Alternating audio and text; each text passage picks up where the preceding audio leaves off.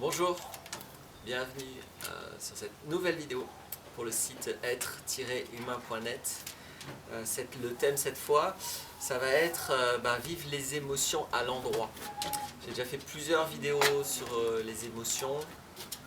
J'ai déjà fait une vidéo qui présente la pratique que j'ai découverte, que j'appelle l'échelle émotionnelle. Et là, j'avais vraiment envie d'insister sur un point très particulier.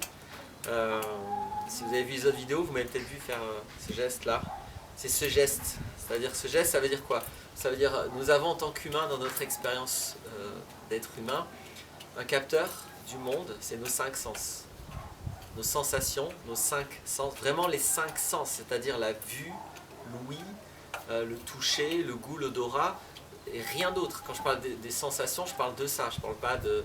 Il y a beaucoup de sensations, beaucoup de pensées, beaucoup d'émotions qui sont confondues avec des sensations. Je parle vraiment des cinq sens, les données sensorielles concrètes. Donc ça nous informe du monde. Les émotions, par contre, ça nous informe de nous, de l'intérieur de notre être. Donc les émotions, c'est pas des capteurs du monde, c'est pas une sensibilité au monde, nos émotions, c'est une sensibilité à soi. L'intelligence émotionnelle, dans mon expérience, après avoir aidé depuis plus de 12 ans des gens, des centaines et des centaines de gens à écouter leurs émotions, mon témoignage, c'est que les émotions parlent de soi et exclusivement de soi. C'est pas une fonction humaine qui parle du monde. Nos cinq sens sont suffisants pour parler du monde. Les émotions, c'est un capteur intérieur. En permanence, nous avons cette richesse, ça m'informer de ce qui se passe dehors, mais en fait, dans le monde dont nous faisons partie, je peux me regarder aussi, donc mes cinq sens peuvent viser moi, mais nos émotions parlent de notre état intérieur profond. Voilà. Et rien d'autre. C'est vrai que ça prend l'excuse du monde. Les émotions sont déclenchées par des choses qui se passent dans le monde, donc l'intelligence émotionnelle prend l'excuse du monde pour venir parler de moi. C'est qu'une excuse, et c'est par des biais symboliques que certaines choses vont venir à moi, vont venir avoir un impact pour moi et pas pour quelqu'un d'autre. Donc ce mouvement-là, c'est-à-dire le fait d'arrêter d'être comme ça, où là on vit les émotions à l'envers, on croit que les émotions parlent du monde, on croit que je suis triste à cause de ceci, de cela, je crois que je suis en colère parce que ceci, je crois que j'ai peur parce qu'il y a un danger, etc. Tout ça, c'est vivre les émotions à l'envers. Les émotions à l'endroit, c'est ça. C'est-à-dire, je vois que ce capteur parle de moi et j'arrête de faire comme s'il parle du monde. C'est mes sensations qui parlent du monde, c'est pas mes émotions. Bon, voilà, j'ai assez insisté sur ça. Maintenant, plus concrètement encore, qu'est-ce que ça veut dire? Ça veut dire qu'il faut mettre une attention vraiment très très fine sur la vitesse à laquelle mon mental va interpréter une émotion que je ressens. Je ressens une émotion, tout de suite le mental va l'interpréter. Et ce que je vais vivre derrière dépend de cette interprétation. Donc souvent, nous pensons que les émotions sont un problème. Non, le problème, c'est notre façon de les vivre, les émotions. Les émotions sont une solution. Les émotions sont un signal qui pointe sur le décalage intérieur. Dans mon expérience, quand j'ai une émotion, c'est que devant une situation donnée, je ne suis pas libre. Et donc comme je ne suis pas libre, j'ai rapidement un message émotionnel de mon intelligence émotionnelle qui ne fonctionne pas comme l'intelligence mentale, qui vient m'informer. Alors sur ce plan intelligence émotionnelle mentale, je profite parce que souvent, oui, on parle d'intelligence émotionnelle, mais on en parle comme si c'est une intelligence au monde.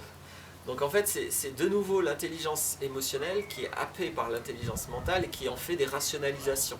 L'intelligence émotionnelle ne parle pas du monde, elle se fout complètement du monde, elle prend l'excuse du monde pour venir parler de l'état intérieur. Ça, c'est très très important pour moi. Ce que j'appelle vivre les émotions à l'endroit, c'est arrêter de faire comme si les émotions parlent du monde et surtout arrêter de faire comme si elles sont un problème. Il faut voir les mots qu'on met sur nos émotions. C'est des problèmes, des maladies, des blessures, des troubles. Quand les psychiatres vous donnent des médicaments, c'est parce que vous avez des émotions. Donc regardez, toutes les drogues des humains cherchent à éteindre le signal émotionnel.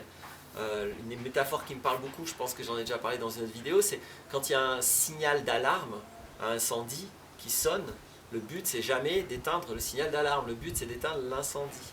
Donc le but, normalement, ça ne devrait jamais être pour nous de ne plus vivre les émotions ou de faire en sorte de vivre des émotions positives. Le but des émotions, c'est de les écouter parce qu'elles signalent une espèce d'incendie intérieur. C'est l'incendie qu'il faut aller éteindre. Donc ça, c'est très important, c'est ce que vraiment nous ne faisons pas. Je trouve que nous sommes une culture qui vivons les émotions à l'envers et ça a des conséquences gigantesques. Alors, comme je le disais, c'est l'interprétation du mental rapide qui va faire. Je vais essayer d'être plus précis. Par exemple, je vis une peur. Nous sommes violemment conditionnés à considérer que la peur informe d'un danger. Donc on va se comporter comme s'il y avait un danger. Or, 9 fois sur 10, quand j'ai peur, il n'y a strictement aucun danger. Donc c'est juste un quiproquo. C'est juste que je me trompe.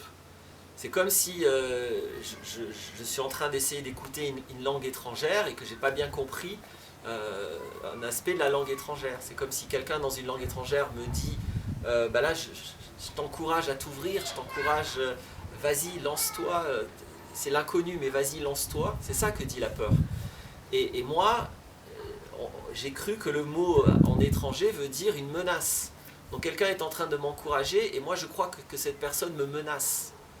Voilà le type de quiproquo que nous vivons. Intérieurement, je suis encouragé à quelque chose et moi je vis ça comme un danger. Donc c'est catastrophique. Pareil avec une tristesse. La tristesse, je vais être encouragé à lâcher prise, à laisser tomber l'affaire, etc. Je ne dis pas qu'il faut le faire. Hein. Je dis c'est un encouragement, c'est l'orientation de la liberté. Et moi, je vais vivre la tristesse comme un grand malheur, comme un problème, comme quelque chose qui n'est pas juste, etc. La colère aussi, ça va m'inviter à m'ouvrir à des choses différentes. Mais moi, selon comment j'interprète la colère, je vais la vivre comme une injustice, quelque chose de mauvais, de mal, etc. Donc, c'est très vaste, toutes les fausses interprétations qu'on peut faire des émotions. Si je commence à faire la liste, je ne m'en sors plus. L'idée, c'est de voir que une émotion, c'est un signal qui pointe sur un problème dedans. Ce n'est pas quelque chose qui parle du monde. À chaque fois que j'interprète qu'une émotion me parle de quelque chose du monde, je suis à côté de la plaque. C'est que je ne veux pas aller voir en quoi, moi, j'ai un blocage personnel devant la situation. C'est toujours systématiquement ça, y compris avec les émotions positives.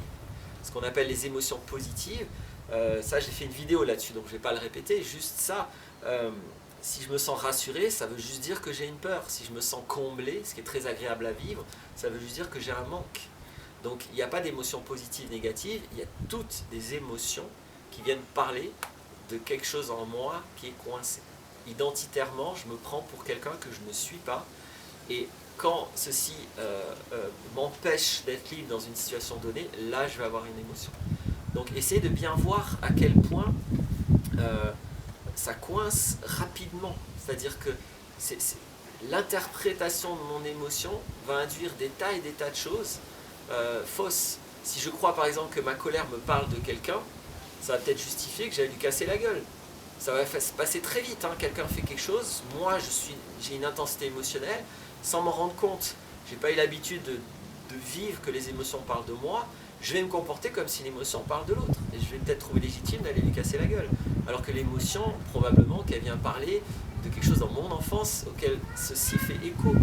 Et que mon émotion n'est pas là pour me dire c'est mal, casse-lui la gueule, elle est là pour m'inviter à être quelqu'un de libre devant ce qui se passe. C'est-à-dire qu'au lieu de réagir de la manière la plus bourrine et la plus primitive possible, va m'inviter à être quelqu'un de libre. Après, on ne peut pas déterminer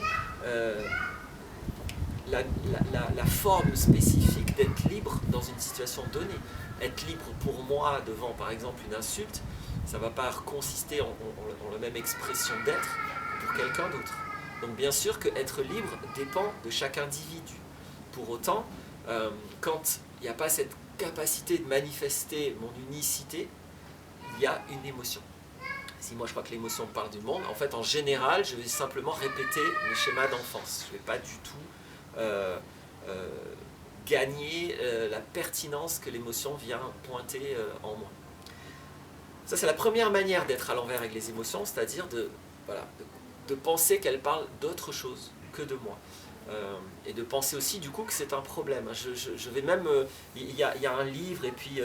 par contre, mince, je vais oublier l'auteur, mais c'est pas très important, qui parle des 5 blessures de l'enfance, qui est très très pertinent. Donc, ce que je vais dire, c'est pas pour enlever la pertinence, c'est-à-dire c'est très pertinent à pointer ce que vivent les gens à partir de blessures d'enfance, c'est comme ça que c'est dit.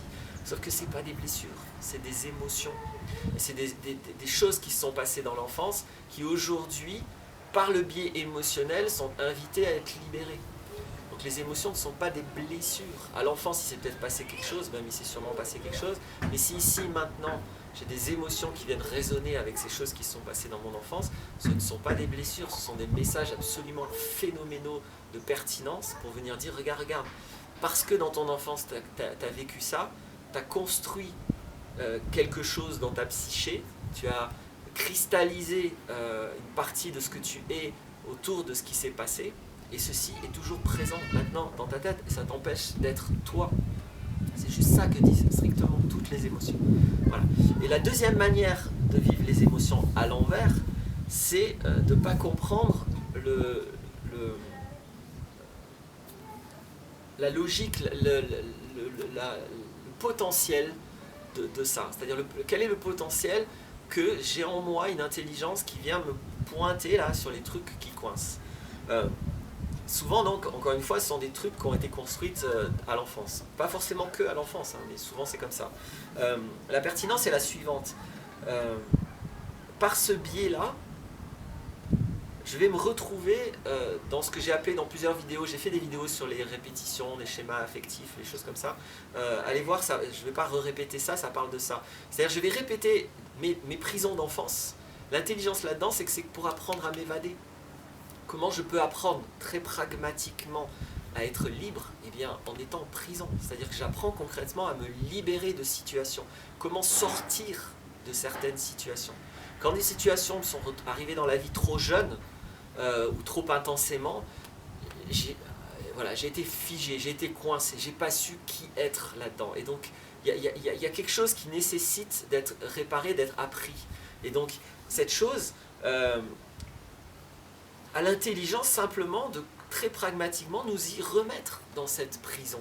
C'est pas une prison, c'est pas la forme de la prison qui compte, hein. C'est à quel point ça vient me bloquer intérieurement. Donc à quel point je suis de nouveau dans la même type, soit d'injustice, soit d'humiliation, soit de rejet, soit de manque d'amour, etc., etc.